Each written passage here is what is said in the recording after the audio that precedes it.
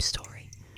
When I was a kid, I used to check under my bed every night, just in case.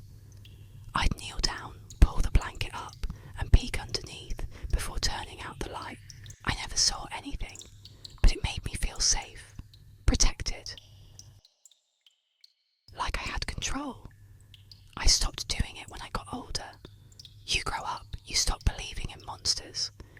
You tell yourself that darkness is just darkness. But now, I wish I never stopped looking. It started a few nights ago. I woke up around 3:33 a.m. The air in my room felt heavy, still, like the entire apartment was holding its breath. I turned over, trying to get comfortable, and that's when I heard it. Breathing. Not mine. Slow, deep, raspy breathing. It was coming from underneath my bed. I froze. My eyes were wide open, staring into the dark. I couldn't move. I couldn't speak. I just listened. The breathing was steady, calm, like someone sleeping peacefully just inches below me. Eventually it stopped, and I convinced myself it was a dream, a half-awake hallucination, until it happened again. The next night, same time, 3:33 a.m. Only this time I heard a whisper. It said, "Don't look." I stayed absolutely still, my heart pounding so loud I thought it might give me away. The voice was soft, male, calm, almost kind.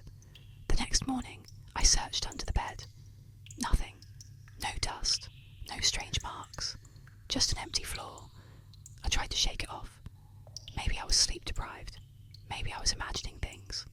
But then I noticed something strange. My rug had moved, just slightly, pulled a few inches toward the wall. I didn't move it. I put it back in place and forgot about it until the next night. Again at 3:33 a.m, the breathing returned. Then the whisper. But this time, it asked me a question. Why did you stop checking? I felt sick, like the air had turned toxic. I grabbed my phone, turned on the flashlight, and without thinking, I looked. There was no one under the bed, but there were scratches, long, deep scratch marks on the wood floor, like someone or something had been dragging itself back and forth beneath me. I didn't sleep after that. I stayed up all night, lights on, sitting in the living room. Nothing happened. I started to wonder if I was feeding into the fear, letting it control me. So the next night, I tried to be brave.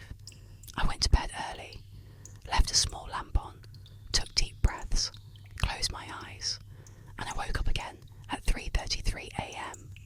This time, I didn't hear breathing. I heard laughter, a low chuckle muffled through the mattress, and then the bed shifted, just slightly, like someone was crawling out. I jumped out of bed and flipped the light on. The room was empty, but the closet door was open. I haven't opened that door in weeks. I moved out into the hallway, turned every light on in the apartment, and stood there shaking. I couldn't go back in. I started sleeping on the couch. It worked for a couple of nights, until I woke up to the sound of breathing again. Not from under the couch, from behind it.